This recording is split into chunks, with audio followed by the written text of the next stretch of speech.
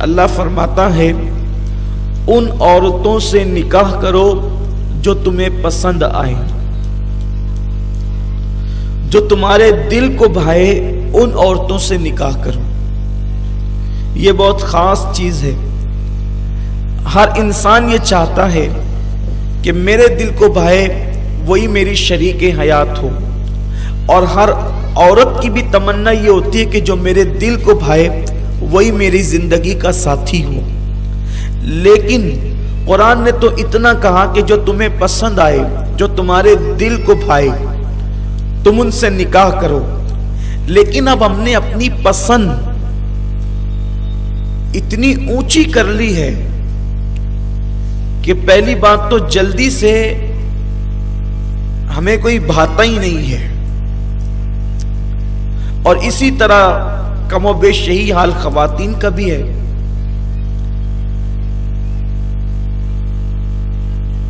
اور ہماری پسند اب پختہ عقل والے انسان کی بجائے، ہوشیار اور عقل مند انسان کی بجائے، ہماری پسند اب بچوں جیسی ہو گئی ہے۔ جیسے ایک باپ یا ایک ماں اپنے بچے کو کسی دکان پر لے کر کے جائیں اور پوچھے کہ بیٹا تم کون سی چیز لوگے، تو جو چیز اس کو زیادہ چمکتی نظر آتی ہے وہ اس پہ انگلی رکھتا ہے، اور ابھی اس پہ انگلی رکھی تھی، پھر کوئی اور چیز چمکتی نظر آ گئی تو پھر اس پہ انگلی رکھ دیا، پھر اس کے بعد پھر اور کوئی چیز چمکتی نظر آ گئی اس پہ انگلی رکھ دیا۔ یعنی وہ کسی چیز پر کے معاملے میں نتیجے پر پہنچ ہی نہیں پا رہا ہے، اور وہ بچہ کبھی یہ کبھی یہ کبھی یہ کبھی یہ کر رہا ہے، صرف اس چیز کی چمک کو دیکھ کر۔ لیکن وہ اس چیز کی چمک کو دیکھنے کے بعد اس نتیجے پر یا اس کی گہرائی میں وہ نہیں پہنچ پا رہا ہے۔ خواتین جو بچیاں ہیں، جو ابھی شادی شدہ نہیں ہے وہ بھی، اور جو نوجوان ابھی شادی شدہ نہیں ہے ان سے بھی میری گزارش ہے وہ میری بات بہت توجہ کے ساتھ سنیں۔ ایک مثال کے طور پر کوئی چیز لے لیں آپ، اگر وہ چمکدار ہے، اگر آپ اس کی گہرائی کے اندر نہیں جاتے ہیں تو آپ کو نہیں پتا کہ یہ چیز آپ چند دن تک استعمال بھی نہ کر پائیں گے کہ یہ ٹوٹ جائے گی، اس کو پانی لگے گا تو یہ خراب ہو جائے گی، اس کی چمک جو ہے وہ چند دنوں کے اندر اڑ جائے گی۔ میرے پیارے آقا صلی اللہ علیہ وسلم کے پیارے دیوانوں، یہ بچوں کی پسند ہوتی ہے کہ جو چمک کی بنیاد پر کسی چیز کا سلیکشن کرتے ہیں، لیکن جو بچے نہیں ہوتے بلکہ پختہ خیال لوگ ہوتے ہیں، دور اندیش لوگ ہوتے ہیں، جو اچھی طبیعت کے مالک لوگ ہوتے ہیں، جو اچھی فکر کے مالک لوگ ہوتے ہیں، جو تجربہ کار ہوتے ہیں، جو خام خیال نہیں ہوتے، ان کی طبیعت یہ ہوتی ہے کہ یہ چیز میرے کام کتنی آ سکتی ہے۔ وہ چیز کی چمک کو نہیں دیکھتے بلکہ وہ یہ دیکھتے ہیں کہ یہ چیز میرے کام کتنی آ سکتی ہے۔ مثال کے طور پہ اگر میں چپل خرید رہا ہوں تو وہ چپل کی چمک کو نہیں دیکھتے بلکہ چپل کے ٹکاؤ پن کو دیکھتے ہیں۔ اسی طرح اگر وہ کپڑا خریدتے ہیں تو کپڑے کی ٹکلی اور زرق برق کو نہیں دیکھتے بلکہ وہ کپڑے کے ٹکاؤ پن کو دیکھتے ہیں۔ اسی طریقے سے وہ کوئی بھی چیز خریدتے ہیں تو وہ جو ہے وہ اس کی مضبوطی کو دیکھتے ہیں، اس کے ٹکاؤ پن کو دیکھتے ہیں۔ لیکن آج کل کے چھوکرے اور چھوکریاں جو ہے وہ تو چیزیں بھی خریدتی ہیں تو چمک دمک کی بنیاد پر، اور انتخاب بھی زندگی کے ساتھی کا کرتے ہیں تو چمک دمک اور رہن سہن کی بنیاد پر۔ اس لیے بیچارے چیزوں کے اندر بھی دھوکہ کھا جاتے ہیں اور زندگی کے ساتھی کے اندر بھی دھوکہ کھا جاتے ہیں۔ آپ دیکھیں جو ہمارے باپ دادا تھے، دادا دادیاں تھی، وہ لوگ کوئی چیز خرید کے لاتے تھے تو بہت دن تک کے اس کو استعمال کر سکتے تھے، یہ ان کی پختہ خیالی کی دلیل تھی۔ آپ لوگ کہتے ہیں نا اولڈ از گولڈ، پرانی چیز بہتر ہوتی ہے، تو اسی طرح وہ پرانے لوگوں کے تجربات ہوتے تھے اور اس تجربات کی بنیاد پر وہ چیزوں کو دیر تک اور دور تک استعمال کرتے تھے۔ لیکن اب ہمارے کپڑوں کا حال تو یہ ہے کہ 6 مہینے بھی نہیں بیتتے اور کپڑے پھٹنے لگتے ہیں، اس لیے کہ ہمارا ہمارا جو سلیکشن کا انداز ہے، ہمارا جو چننے کا انداز ہے، ہمارا جو انتخاب کا انداز ہے، وہی غلط ہو گیا ہے۔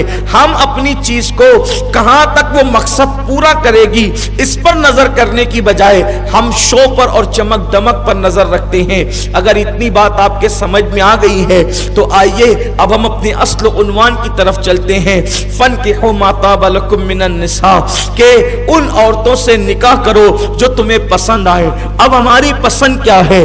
جس کا رنگ بڑا کھلا کھلا ہوگا ہم اس کو پسند کریں گے، جو بہت خوبصورت ہوگی ہم اس کو پسند کریں گے۔ ہم نہ خاندانی بیک گراؤنڈ دیکھیں گے، نہ خاندانی پس منظر دیکھیں گے۔ خاندانی بیک گراؤنڈ کا مطلب یہ نہیں ہے جو آپ لوگ خاندانی بیک گراؤنڈ دیکھتے ہیں۔ خاندانی بیک گراؤنڈ لوگ کیا دیکھتے ہیں کہ اس کے خاندان کے اندر کوئی کوڑ کا مرض کے اندر مبتلا تو نہیں ہے، کسی کو سفید داغ تو نہیں ہے۔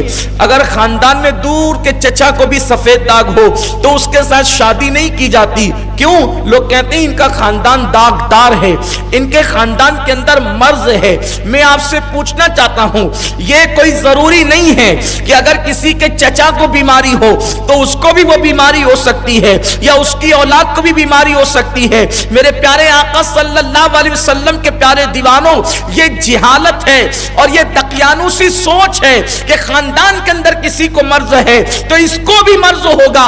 یقیناً یہ بات غلط ہے۔ اچھی طرح یاد رکھنا، مرض انسان کو وراثت میں نہیں ملا کرتا، بلکہ مرض انسان کو تقدیر کی بنیاد پہ ہوا کرتا ہے۔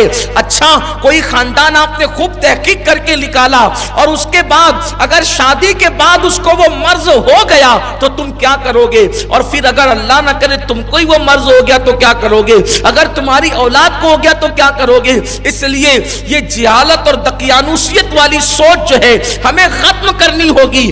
بیک گراؤنڈ دیکھنے کا مطلب کیا ہے؟ خاندان دیکھنے کا مطلب کیا ہے؟ خاندان اور بیک گراؤنڈ دیکھنے کا مطلب یہ ہے کہ وہ جس کے ساتھ آپ اپنی بیٹی کا بیاہ کر رہے ہیں، جس کو آپ اپنا داماد بنا رہے ہیں، وہ اس کے گھر والے اور وہ نیک اور دیندار ہیں یا نہیں، اور جس گھر سے آپ لڑکی لا رہے ہیں وہ لڑکی دیندار ہے کہ نہیں۔ اصل چیز یہ ہے۔ اور آج پوری توجہ دو چیزوں پہ دی جاتی ہے، ایک تو مال اور ایک تو خوبصورتی۔ بس کچھ نہیں دیکھ رہے ہیں لوگ، یا تو مالداری دیکھتے ہیں یا تو خوبصورتی دیکھتے ہیں۔ لیکن آپ سے میں پوچھنا چاہتا ہوں، خوبصورتی کس کی رہی جو ہماری رہ جائے گی؟ حسن کس کے پاس رہا جو ہمارے پاس رہ جائے؟ ہم نے تو تاریخ میں پڑھا ہے کہ ایسے حسن و جمال کے پری پیکر لوگ جن کے حسن کی قسمیں کھائی جاتی تھی، ان لوگوں کا حال یہ ہوا کہ بعد میں ان کے حسن کے حسین و جمیل چمڑیوں پر جب بڑھاپے کی جھریاں پڑی تو کوئی ان کو پوچھنے والا نہ رہا۔ حضرت سیدہ زلیخا رضی اللہ تعالیٰ عنہ کتنی خوبصورت تھی، لیکن جب بڑھاپے کی منزل میں پہنچی ہے، جب بڑھاپے کی منزل میں گئی ہیں تو حضرت یوسف علیہ السلام ان کو دیکھ کر پہچان بھی نہ سکے۔ کمر جھک گئی تھی، بدن پر میلے کپڑے تھے، بالوں کا وہ انداز نہ تھا۔ جب حضرت یوسف علیہ السلام سے ملاقات ہوئی تو کہا یوسف پہچانا آپ؟ حضرت یوسف نے کہا تو کون ہے؟ تو کہا تیری محبت میں بوڑھی ہو گئی ہوں اور تو پوچھتا ہے کہ کون ہوں؟ میں وہی زلیخا ہوں جس نے تیری محبت میں اپنا یہ حال بنا رکھا ہے۔ حالانکہ یہ اور بات ہے کہ وہ حضرت زلیخا جس کے بطن سے اللہ نے نبیوں کی پیدائش لکھ دی تھی، تو اللہ نے اس زلیخا کو پھر سے نئی جوانی عطا فرما دی، یہ ایک الگ بات ہے۔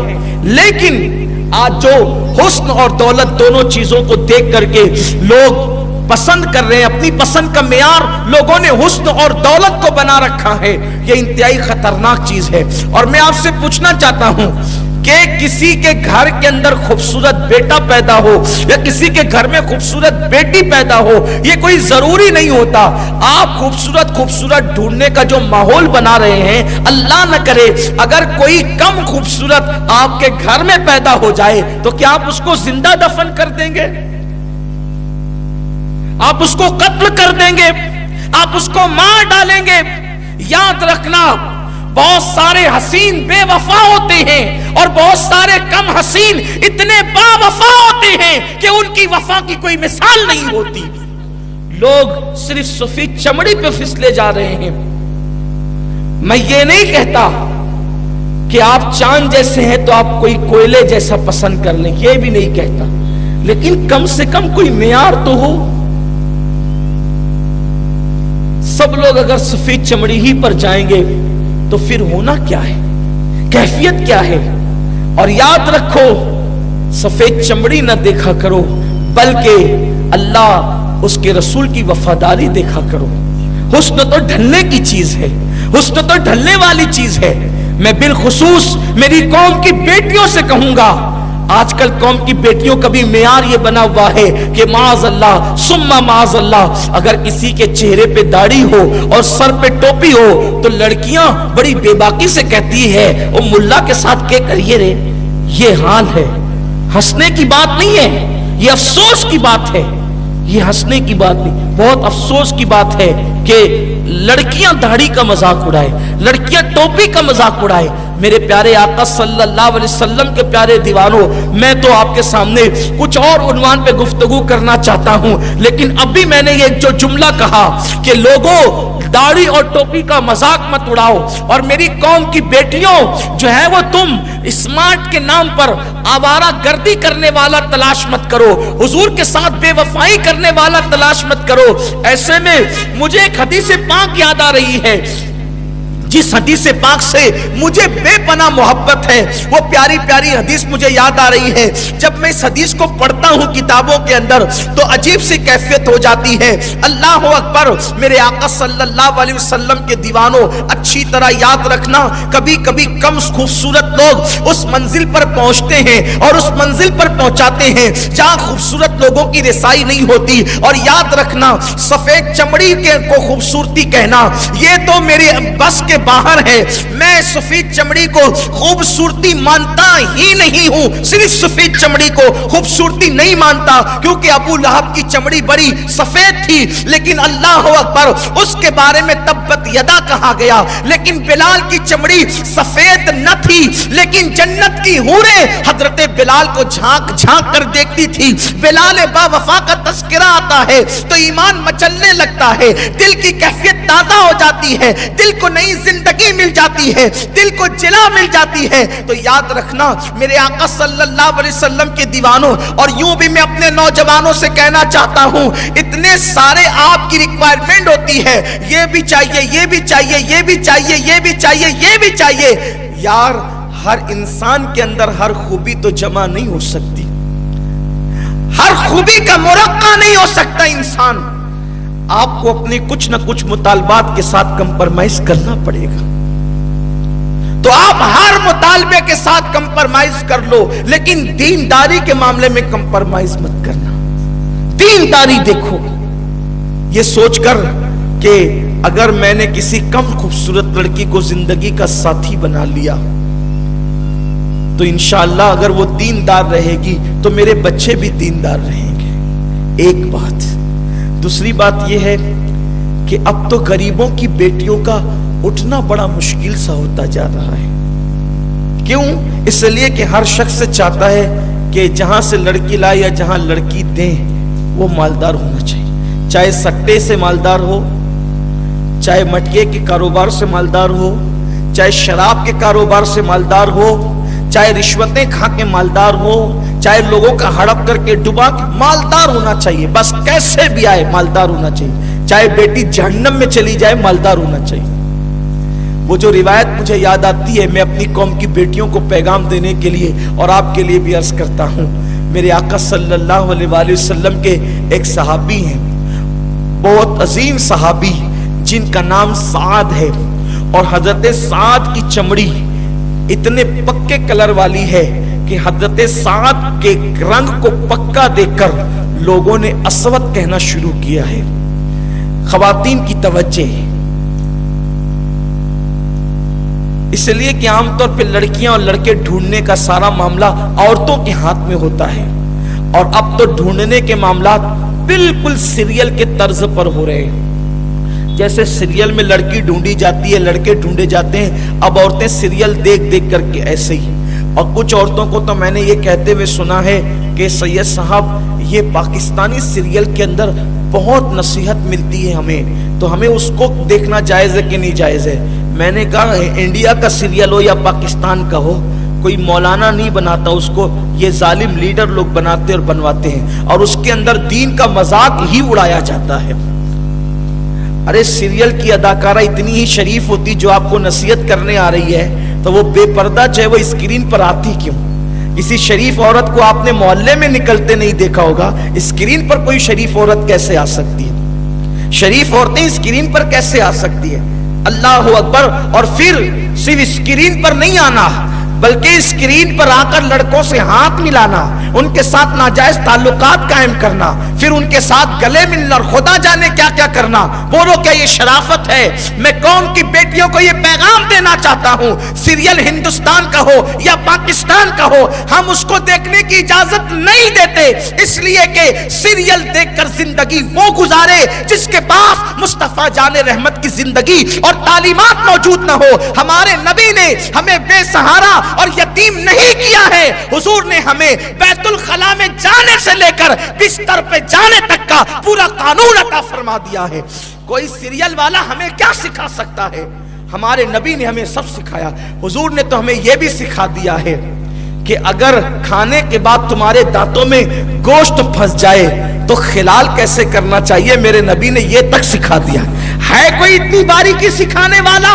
हुजूर फरमाते लोग खिलाल लेकर के मुंह खोल करके ऐसी शुरू पड़ जाते हैं, लेकिन अल्लाह के हबीब सल्लल्लाहु अलैहि वसल्लम ने ये सुन्नत बताई, अगर तुम्हारे पास कोई बैठा हो और तुम्हें खिलाल करने की हाजत हो तो तुम अपना हाथ अपने मुंह पे रखो और उसके बाद खिलाल करो, ताकि तुम्हारे इस अमल से किसी को घिन ना आए। हुजूर अलैहिस्सलाम ने तो खजूर खाने का तरीका तक बता दिया है कि जब तुम खजूर खाओ तो मुंह की गुठलियां निकालकर बर्तन में मत रखो बल्कि बाहर रखो, और पहले तो खजूर ऐसे खाओ कि मुंह से गुठली निकालने की जरूरत ही पेश ना आए।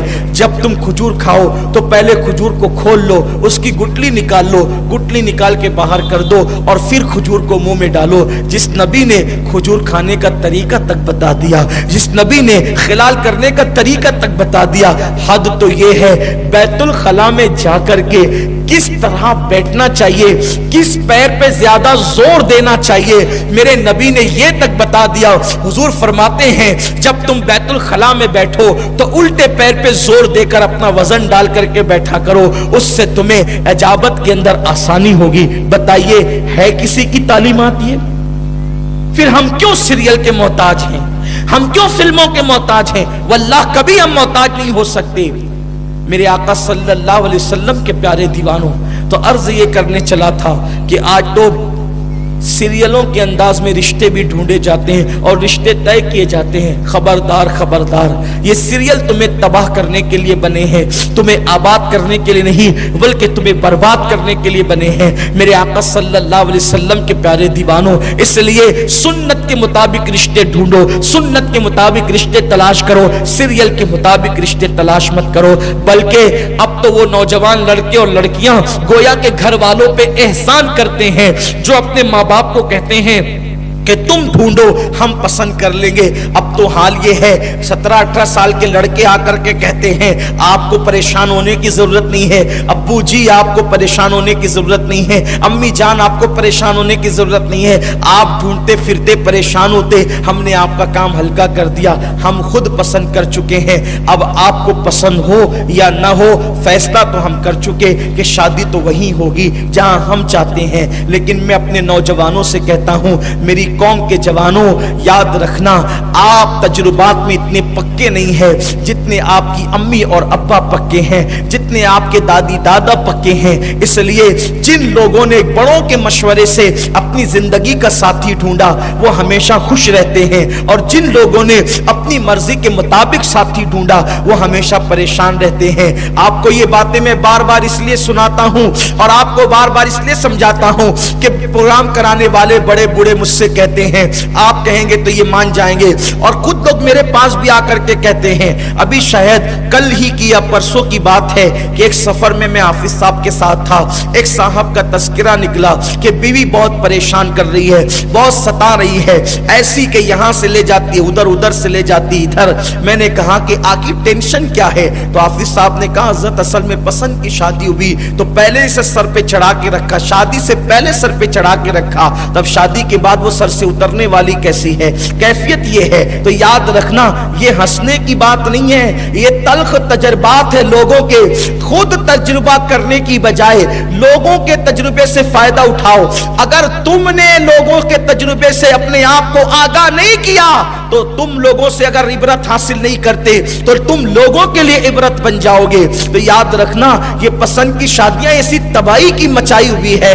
جب بات کیا ہوتی ہے، اس کو بہلانے پھسلانے کے لیے خوب للو پپو کرتے ہیں، ایسا جی ویسا جی، یہ جی وہ جی، آپ کے لیے ایسا ویسا، تارے توڑ کے لائیں گے، چاند بچھا دیں گے، یہ کر دیں گے، نئی دنیا بسا دیں گے، یہ کر دیں گے، وہ کر دیں گے، خوب باتیں ہوتی ہے۔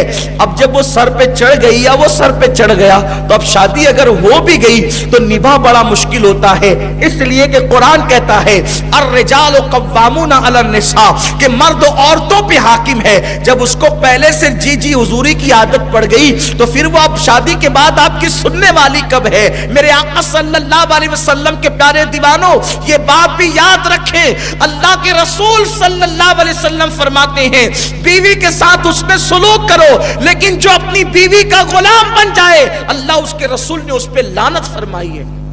جورو کا غلام بننا بھی جائز نہیں ہے اور بیوی پہ ظلم کرنا بھی جائز نہیں ہے۔ اسلام مذہب اعتدال ہے۔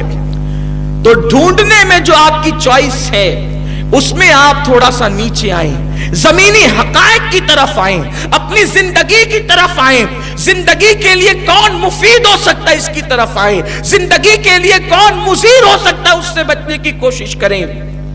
صرف سفید رنگ یہ کیا ہے؟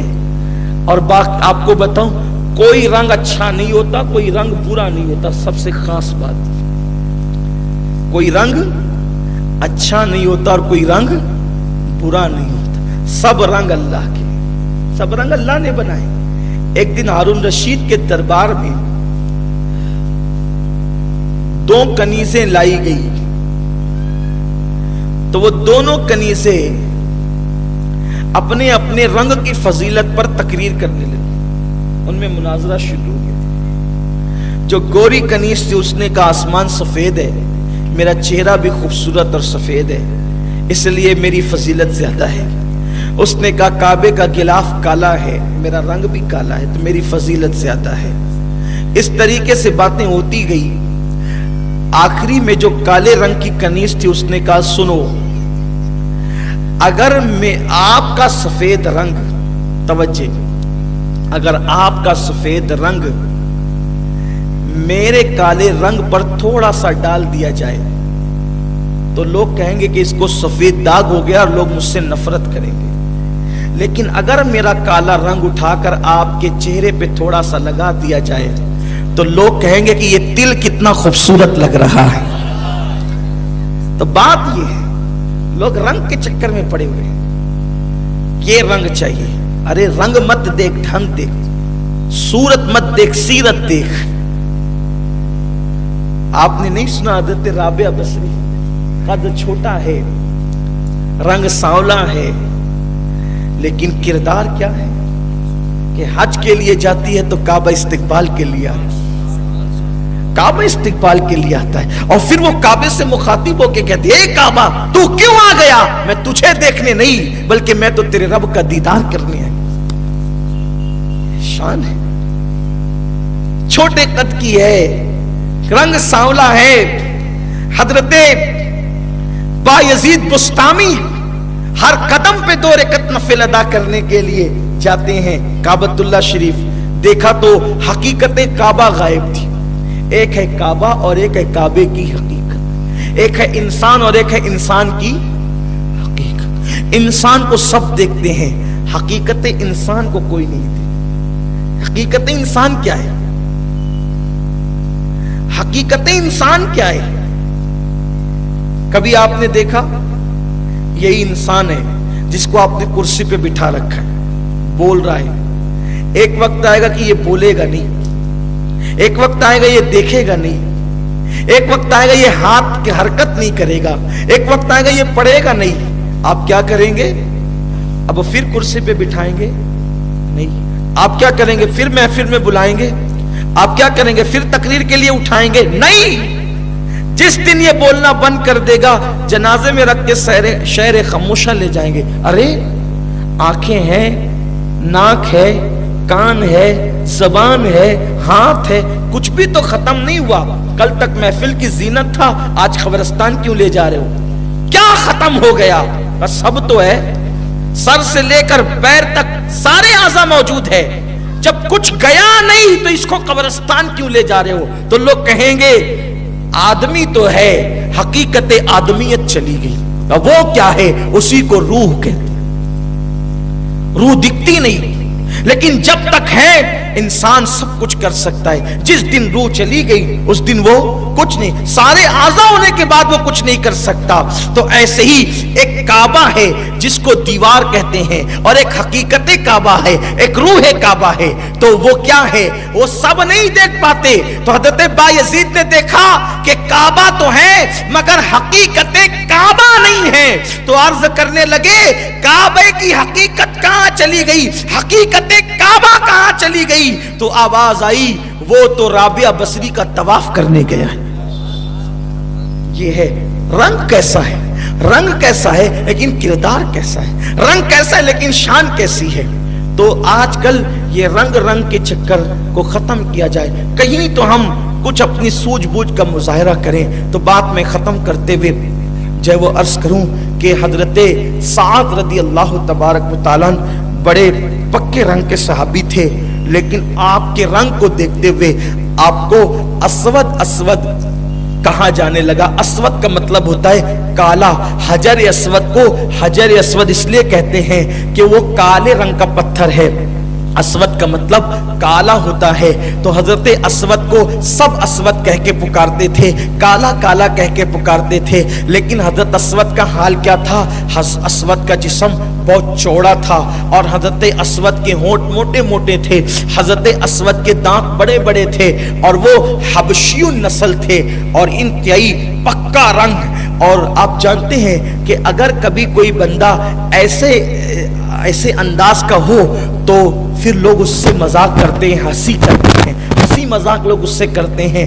اللہ اللہ, میرے نبی کی شان کیا تھی کہ حضور علیہ الصلوۃ والتسلیم اپنے غلاموں سے بھی اپنی شان کے مطابق کبھی مذاق فرما لیا کرتے تھے. ان کی مذاق ہماری طرح نہیں ہوتی تھی, ان کی مذاق ان کی شان کے مطابق ہوتی تھی. آقائے کریم کا مذاق بھی ایسا ہوتا تھا کہ کئی لوگوں کو ہدایت کے راستے مل جایا کرتے تھے. میرے آقا صلی اللہ علیہ وسلم کو اسود سے بڑا پیار تھا اور اسود کو حضور سے بڑا پیار تھا. میں نے کہا نا کہ کبھی کبھی اصل میں بات یہ ہے جن میں بہت زیادہ خوبیاں ہوتی ہے وہ اپنی خوبیوں پہ اتراتے ہیں, لیکن جن میں زیادہ خوبیاں نہیں ہوتی تو وہ سوچتے ہیں میں تو ہوں کسی قابل نہیں, ہوں کسی کام کا نہیں, چلو کم از کم وفا ہی کے ذریعے سے جو ہے میں لوگوں کا اعتماد حاصل کر لوں. تو میرے پیارے آقا صلی اللہ علیہ وسلم کے پیارے دیوانوں, وہ خوبیاں اپنے اندر پیدا کرنے کی کوشش کرتے ہیں جن کے اندر ظاہری بناوٹ بظاہر اچھی نہیں ہوتی. حالانکہ کوئی انسان ایسا نہیں جو بدصورت ہو, انسان ہو کر کوئی بدصورت ہو ہی نہیں سکتا. اس لیے کہ جب اللہ نے کہہ دیا لقد خلقنا الانسان فی احسن تقویم, کہ ہم نے انسان کو اچھی صورت پر پیدا فرمایا, ہم نے انسان کو سب سے خوبصورت پیدا کیا.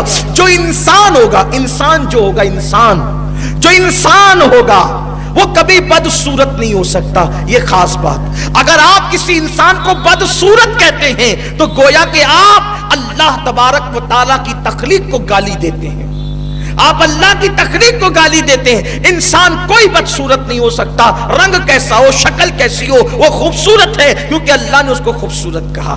ایک دن ایسا ہی ہوا, ہارون رشید اور اس کی بیوی زبیدہ خاتون دونوں اپنے محل کے ٹیرس پہ بیٹھے ہوئے تھے. اب میاں بیوی بیٹھے تو کچھ بھی بات ہو سکتی, کوئی پابندی تھوڑی ہے, ہو سکتی ہے نا, ہر جگہ پابندی ہے, یہاں کوئی پابندی نہیں. باتیں کچھ بھی ہو سکتی. دونوں باتیں کرتے کرتے ہارون بھی شاعر تھا اور زبیدہ بھی اچھی شاعرہ تھی, بڑی پڑھی لکھی تھی زبیدہ. اب شاعر اور شاعرہ جہاں بحیثیت تغزل اور تخیل پیش کر رہے ہوں, پھر وہاں بات ہی کیا ہے. اچھا, جب دو ہم ہنر لوگ, جب دو فنکار لوگ مل کر کے بیٹھتے ہیں تو چاہے رشتہ کوئی ہو, توجہ کریں آپ میری بات کو, خاص بات عرض کریں, جب دو فنکار لوگ بیٹھتے ہیں تو رشتہ کوئی ہو, فنکار ہمیشہ چاہتا ہے کہ میرا فن ہی اوپر رہے. یہ بات ہے. اگر استاد اور شاگرد ہو تو بھی وہ اپنا فن اوپر ہی بتائے گا. باپ بیٹا ہو اور دونوں ایک فن کے ماہر ہوں تو بھی وہ ایسا ہی کرتے ہیں. اب وہاں تھے میاں بیوی, بات چاند پر نکل گئی. چاند چمک رہا تھا. ہارون نے کہا چاند کتنا خوبصورت ہے, کتنا حسین ہے چاند, کون ہو سکتا ہے اس کی طرح. زبیدہ نے کہا میرا چہرہ نہیں دیکھتا, ہارون دیکھ کتنی خوبصورت ہوں, چاند سے زیادہ خوبصورت تو میں ہوں. یہ بات کہا, ہارون کو یوں لگا کہ میری بات کاٹ دی. بادشاہ تھا, جلال شاہی مال کا تکبر تھا, بول دیا اگر تو نے چاند سے زیادہ اپنے آپ کا خوبصورت ہونا ثابت نہ کیا تو تجھ پہ طلاق.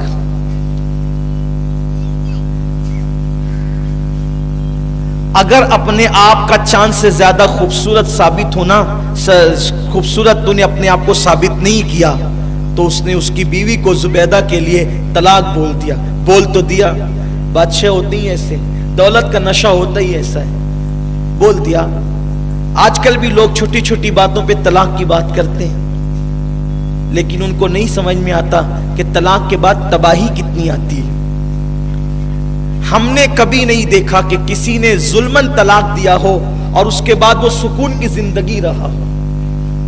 آپ اپنے محلے میں تحقیق کر لیں, آپ اپنے گاؤں میں تحقیق کر لیں, آپ اپنے رشتہ داری میں تحقیق کر لیں, ظلمن طلاق دینے والا در در کا کتا بن جاتا ہے, در در کا بھکاری بن جاتا ہے, اس کو کبھی چین نہیں آتا. کیوں؟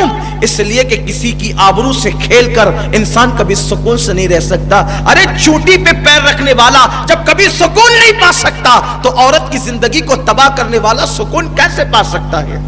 اس لیے لوگوں کو چاہیے کہ ظلمن طلاق نہ دیا کریں. بہرحال بات ہو گئی, آئی گئی بات ہو گئی. جب بات یہ ہوئی اس کو افسوس ہوا. زبیدہ بیچاری کیا دلیل دے سکتی تھی, زبیدہ زبیدہ تھی. اس کو ہارون کو افسوس ہوا کہ میں کیا بول گیا. علماء کو بلایا, کہا کہ بات ایسی ایسی ہوئی. انہوں نے کہا چاند سے زیادہ میں خوبصورت ہوں اور حسین ہوں, اور ہم نے یہ کہہ دیا, اور اب ثابت کیسے ہو کہ زبیدہ خوبصورت ہے یا چاند. علماء نے کہا بھائی دیکھو یہ معاملہ ہمارے سمجھ کے باہر ہے, کچھ سمجھ میں نہیں آتا. کسی نے کہا ایک کام کرتے ہیں, ایک مجذوب رہتے ہیں اسی بغداد کے اندر, ان کا نام ہے بہلول دانا.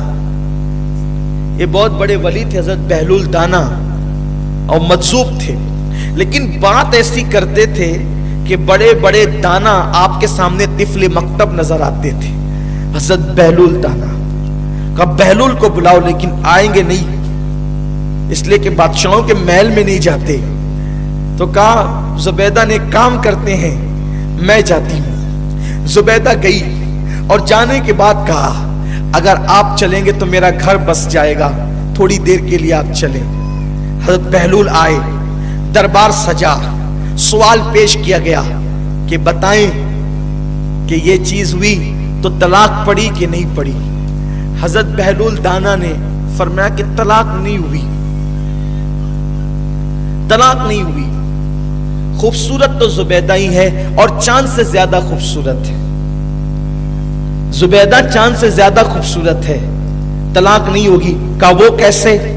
کہا دلیل قرآن دیتا ہے لقد خلقنا الانسان فی احسن تقویم, ہم نے انسان کو بہت خوبصورت پیدا کیا ہے. اللہ نے یہ نہیں کہا ہم نے چاند کو خوبصورت پیدا کیا, سورج کو خوبصورت پیدا کیا, درختوں کو خوبصورت پیدا کیا, بلکہ اللہ نے اگر کسی کی خوبصورتی کا اعلان کیا ہے تو وہ حضرت انسان ہے. بولو زبیدہ انسان ہے کہ نہیں ہے؟ جب زبیدہ انسان ہے تو ثابت ہوا کہ زبیدہ چاند سے زیادہ خوبصورت ہے. اسی لیے تو غالب بھی یہ کہہ گئے کہ کل 14ویں کی رات تھی شب بر رہا چرچا تیرا، کچھ نے کہا کہ چاند ہے، کچھ نے کہا چہرہ تیرا، ہم بھی وہاں موجود تھے، ہم سے بھی سب پوچھا کیے، ہم چپ رہے، ہم ہنس دیے، منظور تھا پردہ تیرا۔ اس لیے کہ چاند سے تشبیہ دینا یہ بھی کوئی انصاف ہے، چاند پر تو داغ ہے اور ان کا چہرہ صاف ہے۔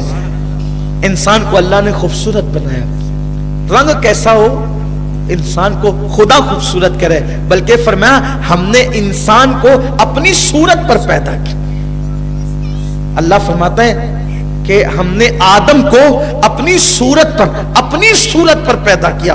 یہ آیت کریمہ کی تشریح اگر ہو جائے تو اللہ اکبر، محفل اس بات کی متحمل نہیں ہے کہ لوگ اس کو سن سکیں، بس اتنا کہ اللہ فرماتا ہے ہم نے آدم کو اپنی صورت پر پیدا کیا۔ یہ آیت چونکہ آیات متشابہات میں سے ہے، اس لیے حتمی طور پر اس پر کوئی گفتگو اس وقت ہم نہیں کر سکتے۔ اللہ نے انسان کو اپنی صورت پہ پیدا کیا، اسی لیے تو گلوں کو انسان کے لیے بنایا، چاند کو انسان کے لیے بنایا، سورج کو انسان کے لیے بنایا، ستاروں کو انسان کے لیے بنایا، سیاروں کو انسان کے لیے بنایا، سب کو انسان کے لیے بنایا اور انسان کو اپنے لیے بنایا۔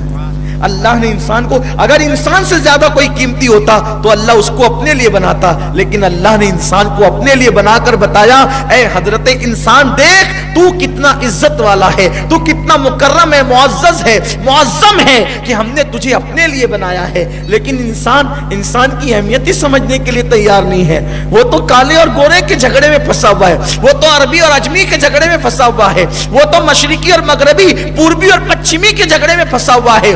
انسان کہیں کا ہو، انسان صرف انسان ہوتا ہے، اور انسان بہترین وہ ہوتا ہے، بلکہ انسان فرشتوں سے بہتر اس وقت ہو جاتا ہے جب اس کا کردار بہترین ہو جاتا ہے، اس کا دل اللہ کی خشیت کا گنجینہ اور عشق رسالت کا مدینہ بن جاتا ہے، تو پھر فرشتے بھی اس پہ رشک کرتے ہوئے نظر آتے ہیں۔ انسان وہ ہے، اب آدمی کچھ اور ہماری نظر میں ہے، اب آدمی کچھ اور ہماری نظر میں ہے، جب سے سنا ہے یار لباس بشر میں ہے، جب سے سنا ہے یار لباس بشر میں ہے۔ اگر اللہ کے نزدیک انسان سے بہتر کوئی مخلوق ہوتی تو اللہ اپنے محبوب کو اس شکل دے کر کے پھر بھیجتا، لیکن انسان کی شکل دے کر کے بتا دیا لوگوں جس کی صورت، جس کی سیرت ہمیں سب سے زیادہ پیاری ہے، اسے بھی آدمی کی صورت میں بھیجا ہے۔ وہ ہر عالم کی رحمت ہے، کسی عالم میں رہ جاتے، یہ ان کی مہربانی ہے کہ یہ عالم پسند آیا۔ جوانی میں لوگ بہت ڈگمگاتے ہیں فیصلہ کرتے ہوئے، لیکن آؤ وہ فیصلہ کریں جو اسلامی فیصلہ ہو۔ تو حضرت سعد کا ذکر چل رہا تھا اور پھر باتیں اور طرف سے نکل آئی۔ حضرت سیدنا سعد جنہیں دنیا اسود کہتی ہے، ان کے ساتھ حضور مذاق کرتے تھے، مزاح فرماتے تھے۔ ہم کو بھی چاہیے کہ زندگی ہنس بول کے گزاریں۔ کچھ لوگ سمجھتے ہیں کہ گردن جھکا کے بیٹھنا اسی کا نام تقویٰ ہے، تنہائیوں کے اندر پتہ نہیں کیا کیا کریں گے، لیکن جب لوگوں کے سامنے بیٹھیں گے تو گردن ایسے جھکتی ہے، ایسا لگتا ہے کہ جیسے کڑک مرغی نے گردن جھکائی، اب بیچارہ یہ گردن کبھی نہیں اٹھا سکے گا۔ ایک مرتبہ مسجد میں کوئی شخص گردن جھکا کر کے بیٹھا، سیدنا فاروق اعظم آئے، ایک مکہ اس کی گردن پہ مار کے کہا مکار، گردن میں تقویٰ نہیں ہے، تقویٰ دل میں ہے، دل میں ہے۔ التقویٰ ہاں ہونا، کپڑوں میں تقویٰ نہیں ہے، امامے کے پیچ میں تقویٰ نہیں ہے، گردن جھکانے میں تقویٰ نہیں۔ اگر تیرا دل اللہ کی خشیت کا گنجینہ ہے تو پھر تو مسکراتا۔ حضور علیہ الصلوۃ والتسلیم کو لوگوں نے جب بھی دیکھا کہا فتبسم رسول اللہ صلی اللہ علیہ وسلم، ہم نے اللہ کے رسول کو مسکراتے دیکھا ہے۔ لوگ کہتے ہیں فلاں مولانا صاحب کبھی سنجیدہ رہتے ہیں، میں کہا سنت جو مسکرانا ہے، اور پھر لوگوں کا تبسم تم چھیننا کیوں چاہتے ہو؟ میرے امام فرماتے ہیں جس کی تسکی سے روتے ہوئے ہنس پڑے اس تبسم کی عادت پہ لاکھوں سلام۔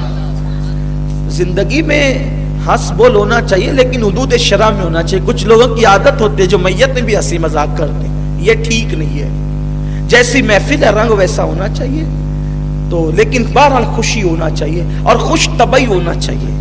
اب یہ ایک الگ سا عنوان ہے کہ حضور علیہ الصلوۃ والتسلیم تو صحابہ کے ساتھ عجیب کریمانہ انداز سے مذاق فرماتے تھے، اور پھر صحابہ بھی حضور علیہ السلام سے بڑے عجیب انداز سے رہتے بھی تھے. ادب کا حال یہ تھا کہ آواز اونچی نہیں ہوتی تھی. آپ تھک تو نہیں گئے نا؟ کل رات بھر عبادت کر کے تھک تو نہیں گئے نا؟ میں گفتگو سمیٹ رہا ہوں، لیکن مجھے ایک بہت پیاری سی بات یاد آ گئی. حضور علیہ الصلوۃ والتسلیم صحابہ کو اس قدر میرے آقا پیار دیتے تھے کہ صحابہ مچلتے رہتے تھے. ایک دیہات کے صحابی تھے، دیہاتی تھے، وہ دیہات سے حضور سے روز ملنے آتے تھے اور وہ بہت بھولے بھالے تھے. اتنے بھولے بھالے تھے وہ، یہ ہوتے نا کچھ لوگ بہت بھولے بھالے ہوتے ہیں، ویسے وہ بھولے بھالے تھے.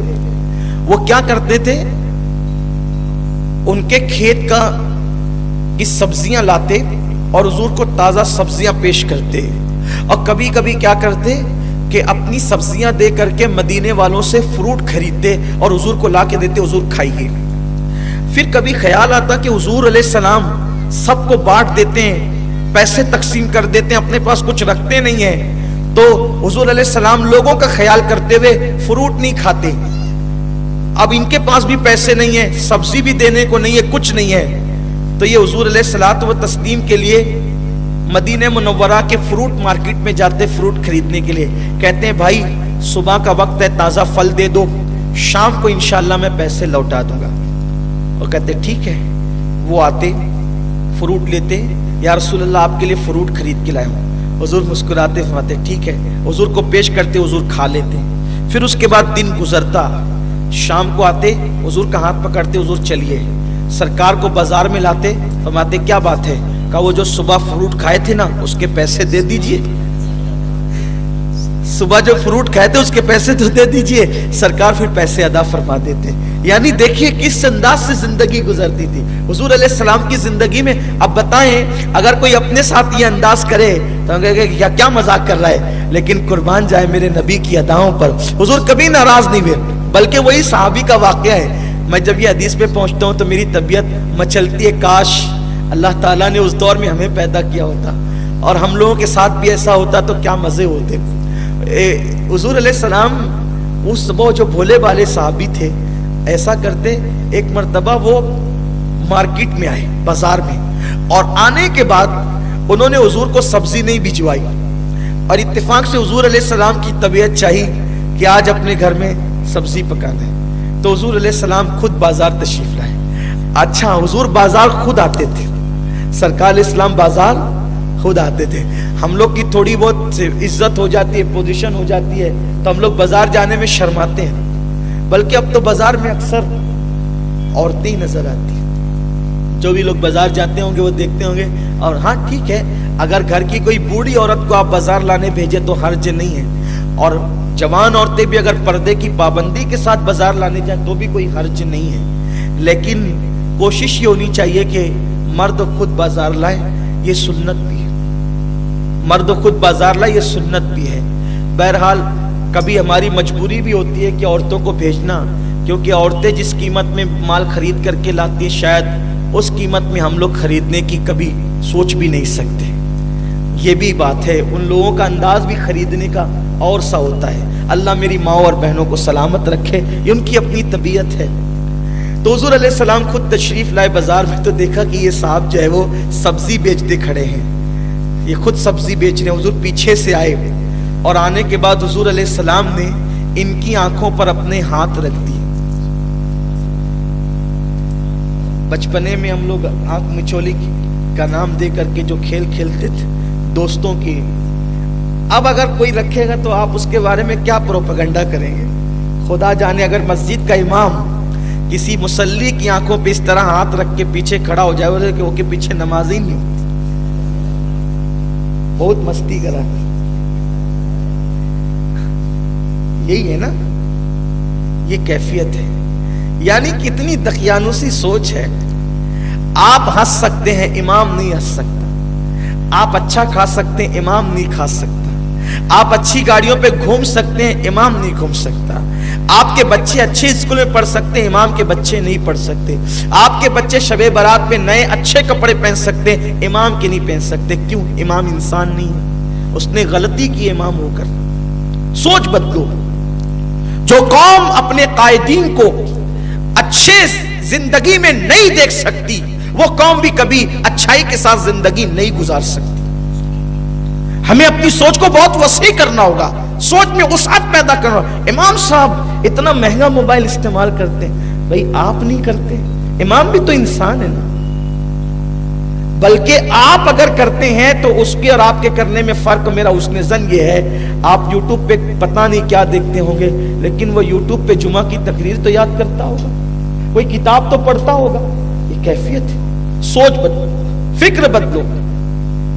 تو حضور علیہ السلام نے بازار میں, اللہ کے رسول نے بازار میں ان کی آنکھوں پہ ہاتھ رکھ دیے اور سرکار نے فرمایا بوجھو کون ہوں, بتاؤ کون ہوں.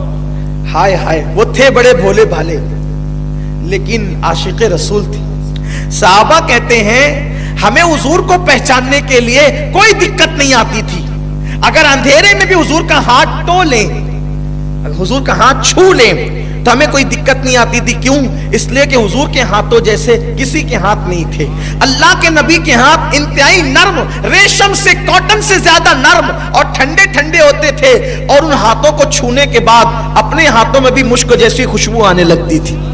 انس ابن مالک تو یہاں تک کہتے ہیں اگر کوئی بندہ صبح کو میرے آقا علیہ السلام سے مصافحہ کر لیتا تو شام تک کے اس کے ہاتھ مہکتے ہی رہا کرتے تھے. اور ایک روایت تو مجھے یہاں یاد آتی ہے, حضرت انس ابن مالک کے پاس کچھ لوگ اپنے بچوں کا علاج کرانے آتے تھے. نظر لگ گئی تو حضرت انس ہاتھ پھیر دیتے تھے تو نظر اتر جاتی تھی. سردی ہو گئی, بخار آ گیا, ہاتھ پھیر دیتے تھے تو وہ سب ختم ہو جاتا تھا. لوگ حیران رہتے تھے ہاتھ پھیرنے میں کیا کمال ہے. تو حضرت انس کیا کرتے تھے پتہ ہے, جب ہاتھ پھیرتے تھے تو امامہ پیچھے کسکا کیسے کرتے تھے, پھر ہاتھ پھیرتے. توجہ آپ, کچھ پڑھتے نہیں تھے, کچھ پڑھتے نہیں تھے. حضرت انس کیا کرتے تھے, امامہ پیچھے کسکایا, یوں بالوں کو ہاتھ لگایا اور اس کے بعد یوں پھیر دیا, وہ اچھے ہو جاتے. بکریاں بھی اچھی ہو جاتی, اونٹ بھی اچھی ہو جاتی. ایک دن کچھ ہوشیار لوگ ہوتے ہیں نا کہ کمال کیا ہے, کسی نے پوچھا انس یہ کوئی ہاتھ پھیرنے سے پہلے سر پہ ہاتھ کیوں لگاتے ہو؟ بولے اسی سے تو شفا ہوتی ہے, اسی سے تو شفا ہوتی ہے. کہا وہ کیسے؟ کہا میں بچہ تھا, میری امی مجھے حضور کے پاس لے گئی تو حضور نے میرے سر پہ ہاتھ پھیرا تو وہ بال میں نے اب تک کے نہیں کٹوائے, اب تک کے باقی رکھے ہیں. اب جب کوئی بیمار میرے پاس آتا ہے تو پہلے حضور کا ہاتھ جس بال پہ رکھا گیا تھا اس پہ میں بال پہ ہاتھ لگاتا ہوں اور پھر اسی بال والے لگے ہوئے ہاتھ کو میں مریض پہ لگا دیتا ہوں تو اللہ حضور کے دست اقدس کی برکت سے اس مریض کو شفا عطا فرما دے. یہ صحابہ کا عقیدہ ہے. اب حضور نے کب ہاتھ لگائے تھے, پھر وہ زندگی بھر نہاتے رہے, دھوتے رہے. دیکھو لیکن حضور علیہ السلام کے ہاتھ کا اثر حضرت انس ابن مالک کے سر پر موجود رہا. یہ ہے صحابہ کی محبتیں. بہرحال اب میں گفتگو آگے نہیں بڑھا سکوں گا, بات یہاں ختم کر دیتا ہوں انشاءاللہ پھر کبھی. تو عرض یہ کر رہا تھا, حضور نے ان کے آنکھوں پہ ہاتھ رکھا اور ہاتھ رکھ کر کے کہا بوجھو کون ہوں. وہ صحابی کہتے ہیں حضور کے ہاتھوں کی خوشبو, مشک کی, نرم نرم ہاتھ, ٹھنڈے ٹھنڈے ہاتھ جب میری آنکھ پر آئے تو میں نے اپنے آپ کو پیچھے کرنا شروع کیا. اور میں جان بوجھ کے نہیں کہہ رہا تھا کہ کون ہے, کیونکہ مجھے پتا تھا ابھی کہہ دوں گا حضور ہے تو ہاتھ ہٹ جائیں گے. تو میں پیچھے پیچھے ہوتے ہوتے حضور کے سینے سے میں نے اپنی پیٹھ لگا دی. فرمایا جب حضور کے سینے سے میری پیٹھ لگی, حضور کے سینے کی ٹھنڈک اب تک میں اپنے سینے میں محسوس کر رہا ہوں. پھر جب دیر ہو گئی تو حضور نے کہتے کیوں نہیں ہو کون ہے؟ تو عرض کی حضور اس غلام کو کون خرید سکتا ہے سوائے آپ کے. یا رسول اللہ اس غلام کو آپ کے سوا اور کون خرید. یہ حضور کی زندگی تھی. تو بات میں اپنی سمیٹنوں ختم کر دوں تو حضرت اسود سے حضور بڑی مذاق فرماتے تھے, مزہ فرماتے تھے. ایک دن حضور علیہ السلام دوپہر کے وقت اپنے کاشان اقدس میں موجود تھے اور حضرت اسود جو ہے اللہ کے حبیب صلی اللہ علیہ وسلم کی بارگاہ میں حاضر ہوئے. جب بارگاہ رسالت میں اسود حاضر ہوئے, حضور نے ان کو اکیلے دیکھ کر چاہا کہ ہر مرتبہ کی طرح اس مرتبہ بھی ان کے ساتھ دل لگی فرمائے, مذاق فرمائے. تو سرکار نے فرمایا او اسود اتنا بڑا ہو گیا ہے تو شادی کیوں نہیں کرتا؟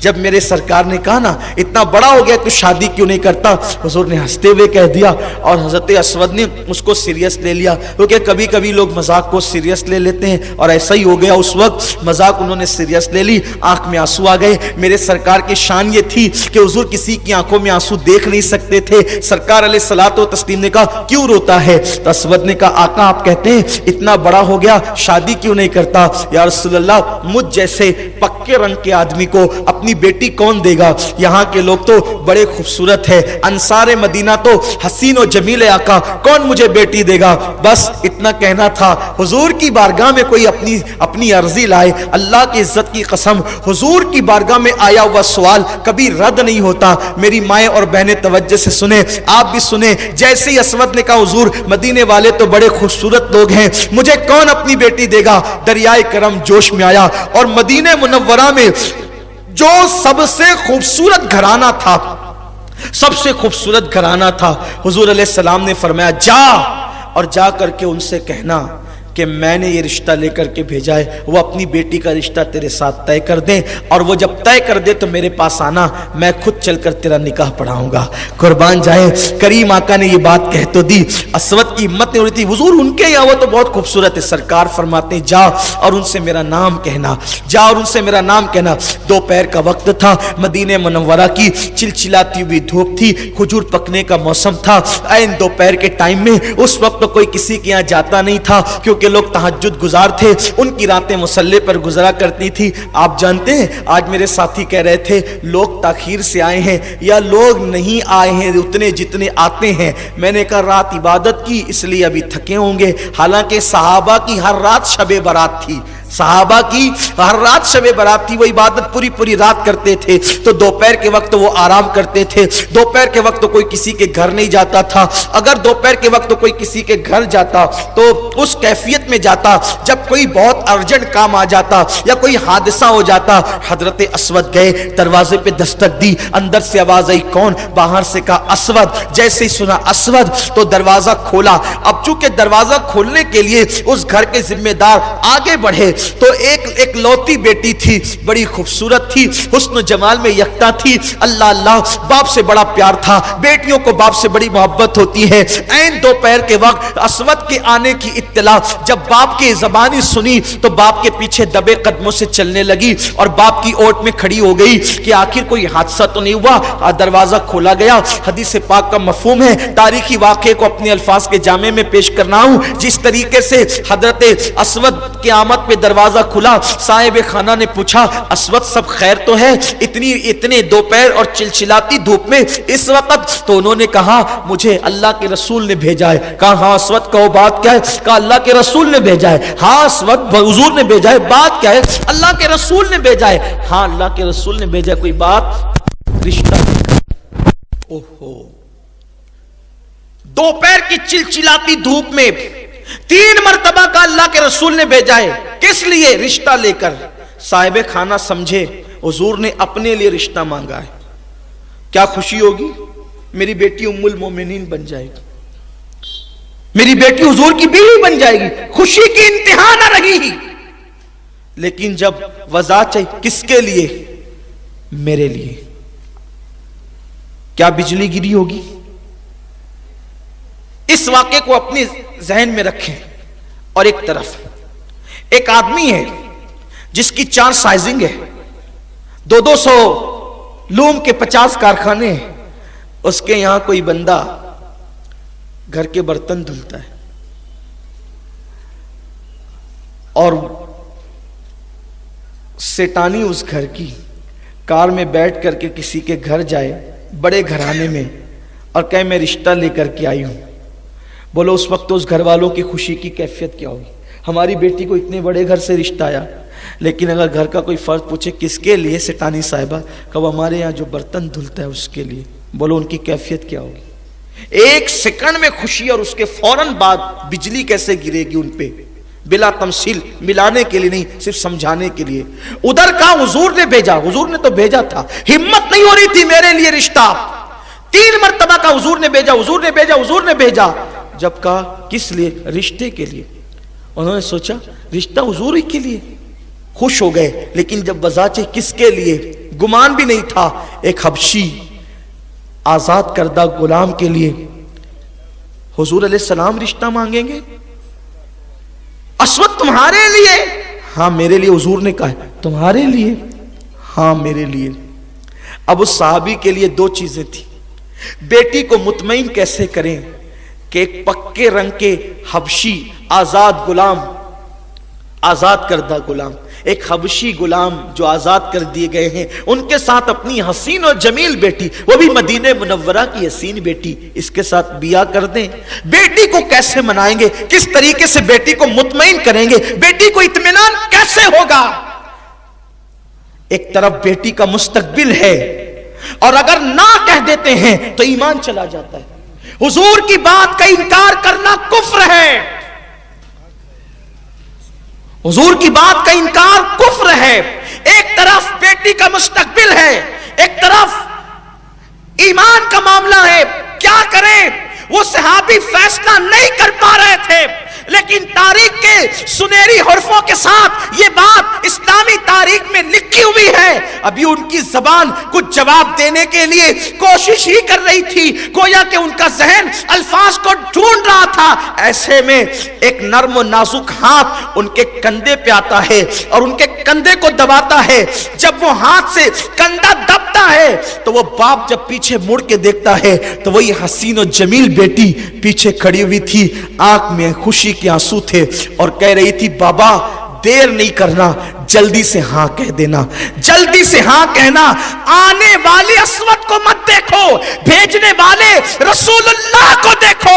آپ کی بیٹی کتنی خوش نصیب ہے، کسی کا رشتہ باپ بھائی بے کوئی کون طے کرتا ہے، لیکن آپ کی بیٹی کا رشتہ حبیب خدا نے طے کر دیا ہے۔ آپ جلدی سے ہاں کر دے، قربان جائے، رنگ نہ دیکھیں، آنے والے اسود کو نہیں، بھیجنے والے محبوب خدا کو دیکھیں، یہ فکر تھی۔ اور پھر آگے جو ہوا وہ تو بڑا دردناک اور حیرت انگیز منظر ہے کہ اسود کو جب انہوں نے ہاں کر دیا، دوڑے دوڑے اسود خوشی سے پھولے نہیں سما رہے تھے، حضور انہوں نے ہاں کر دیا۔ حضور کے چٹائی پر کچھ رقم رکھی تھی، مٹھی بھر کے اٹھائی، اسود کی گود میں ڈالا، جا کپڑے خرید اور نکاح کا انتظام کر تاکہ تیرا نکاح ہو۔ ادھر جھولی میں پیسے پڑے اور وہ گئے، ادھر گئے، کسی نے آ کے اطلاع دی یا رسول اللہ احد کے میدان کے اندر تو دشمن آ کر کے جمع ہو چکے ہیں اور جنگ مسلط کر دی ہے، تیاری کرنا ہے۔ سرکار نے کہا جاؤ اعلان کر دو۔ دوپہر سے لے کر صبح فجر تک اعلان ہوتا رہا۔ اسی دوپہر کے وقت اعلان کرنے والا نکلا، اعلان کرتے کرتے بازار میں گیا۔ لوگوں، اللہ کے حبیب نے فرمایا کاروبار بند کرو، سارے کام چھوڑو اور اپنی جان کی نظریں لے کر حضور کی بارگاہ میں پہنچو، دشمن آ گیا ہے احد کے میدان میں، ہم نے بھی جا کر اسلام کی حفاظت کرنی ہے۔ قربان جائے، اسود کپڑے لے چکے ہیں، پیسے دے چکے ہیں اور اسود کا ہٹنے والے ہیں۔ ایسے میں کانوں میں آواز آتی ہے، حضور جنگ کے میدان کے لیے بلاتے ہیں، جانے قربان کرنے کے لیے۔ اسود نے دکاندار سے کہا ایک احسان کرو گے؟ دکاندار نے کہا بتاؤ بھائی کیا کر سکتے ہیں؟ یہ پیسے میرے واپس دے دو، کپڑے اپنے واپس لے لو۔ لیا پیسے، اور اسی پیسوں سے آپ نے جو ہے وہ ڈھال خریدی اور تلوار خریدی۔ اب حضور کی بارگاہ میں نہیں گئے، چپکے سے جا کر کے مجاہدین کی صف میں کھڑے ہو گئے۔ چپکے سے اس لیے گئے تاکہ حضور کو اطلاع نہ ہو پائے، اگر حضور کو پتہ چل گیا حضور کہیں گے اسود جہاد تو قیامت تک ہوتا رہے گا، ابھی شادی کر لے تاکہ تیرے دل کے ارمان پورے ہو جائیں۔ اسود نے سوچا جس نبی نے سب کچھ دیا اس نبی کو ہم جان کے سوا دے بھی کیا سکتے ہیں، اور حق تو یہ ہے کہ حق ادا نہ ہوا۔ چپکے سے جا کر کے کھڑے ہو گئے۔ ہم بھی عاشق رسول کہلاتے ہیں، ہمارا حال یہ ہے، شب برات میں بھی رات بھر کھاتے پیتے رہے اور فجر سے پہلے جا کر سو گئے، یہ ہمارا حال ہے۔ میرے آقا علیہ السلام کے دیوانوں پکنک پر گئے اور وہاں پر گناہوں کے اڈوں کو آباد کیا۔ کیفیت یہ ہے، حرام لقمہ پیٹ کے اندر ڈالا، عورتوں پہ بد نظری کی، نماز نمازیں ترک کی، داڑیاں مڈا کے گٹروں میں پھینکا، یہ اپنی زندگی کا کل معاملہ ہے، کل حال ہے۔ میرے آقا علیہ السلام کے دیوانوں، وہ کیسے عشاق تھے۔ سوچو اتنی خوبصورت بیوی ملنے والی ہے اور چند لمحوں کے بعد ملنے والی ہے، لیکن اسود جانتے تھے کہ سب چیزوں سے زیادہ محبت کرنا حضور سے یہ ایمان کی نشانی ہے۔ اگر حضور سے پیار نہیں تو کچھ بھی نہیں، حضور سے محبت نہیں تو کچھ بھی نہیں، حضور سے عشق نہیں تو کچھ بھی نہیں۔ بمصطفیٰ برسا خیش را کے دی ہم اوس، اگر بہو نہ رسیدی تمام بو لحبیس۔ پورا کے پورا دین محمد الرسول اللہ کا نام ہے، اگر ان سے محبت نہیں ہے تو پھر کچھ بھی نہیں ہے۔ جو ان کے قدموں سے دور ہو گیا ابو لہب میں اور اس میں کوئی فرق نہیں ہے۔ اسود کھڑے ہو گئے، اس کے بعد صبح کو قافلہ چلا میدان جنگ کے اندر، تلواروں سے ٹکرائی، اور احد کی جنگ کی داستان آپ مجھ سے پہلے کئی مرتبہ سن چکے ہیں۔ 70 صحابہ شہید ہوئے، حضرت حمزہ، حضرت مصعب ابن عمیر، حضرت شماس، اس طریقے سے ان میں سے حضور علیہ السلام نے جب لاشوں کو اکٹھا کیا جنازہ پڑھانے کے لیے تو دیکھا کہ اس میں اسود کی لاش بھی تھی۔ حضور اسود کو دیکھ کر کے رو رہے تھے، اور رونے کے بعد حضور مسکرا پڑے۔ صحابہ نے عرض کیا آقا روتے روتے اچانک اسود کی لاش پر مسکرانے کا فلسفہ، مسکرانے کا معاملہ سمجھ میں نہیں آیا۔ سرکار فرماتے ہیں تمہیں نہیں پتا، یہ اسود اور ہم جانتے ہیں کہ اسود کا رشتہ ایک خوبصورت لڑکی کے ساتھ طے ہو گیا تھا، لیکن وہ کپڑے خریدنے اور شادی کی تیاری کے لیے گیا تھا۔ جیسے اس کو پتا چلا کہ جنگ پہ جانا ہے، اس نے کپڑے واپس کیے، تلوار خریدی، اور اس کے بعد مجھ سے چھپ چھپا کر کہ میں کہیں روک نہ لوں جنگ کے میدان میں آ گیا، اور اس کے بعد شہید ہو گیا۔ اب میں دیکھ رہا ہوں رونا اس پر آیا، اتنی خوبصورت دلہن ملنے والی تھی، اس نے دلہن کی پرواہ نہیں کی، میری محبت میں جان قربان کر دی۔ رونا اس پر آ رہا ہے، لیکن ہنسی اس پر آ رہی ہے کہ میں دیکھ رہا ہوں کہ جنت کی حوریں آپس میں جھگڑا کر رہی ہے۔ وہ کہتی ہے میں اسود کی دلہن بنوں گی، میں اسود کی دلہن بنوں گی، میں اسود کی دلہن بنوں گی۔ حوریں لڑ رہی ہے عاشق رسول کے لیے کہ اس کی دلہن میں بنوں گی۔ میرے آقا صلی اللہ علیہ وسلم کے دیوانوں، میں اپنی بہنوں سے یہ نہ کہہ دوں ارے نادان، اگر پکے رنگ کا انسان سچا عاشق رسول بن جائے، اس کی دلہن بننے کے لیے حوریں جنت کی لڑتی ہے، تو کہاں کہہ رہی ہے کہ جس کے چہرے پہ داڑھی ہے میں اس سے شادی نہیں کروں گی؟ ارے اس کے لیے تو حوریں لڑ رہی ہے، تو کہاں کہہ رہی ہے میری بہن کہ جس کے سر پہ ٹوپی ہے اس سے شادی نہیں کروں گی؟ دیندار بیوی ڈھونڈو، دیندار شوہر ڈھونڈو، انشاءاللہ زندگی خوشی سے گزرے گی۔ اللہ سے دعا ہے اللہ مجھے آپ سب کو عمل کی توفیق دے۔ گفتگو کے درمیان کوئی غلطی ہو تو معاف فرمائے۔ وما علینا الا البلاغ۔ السلام علیکم۔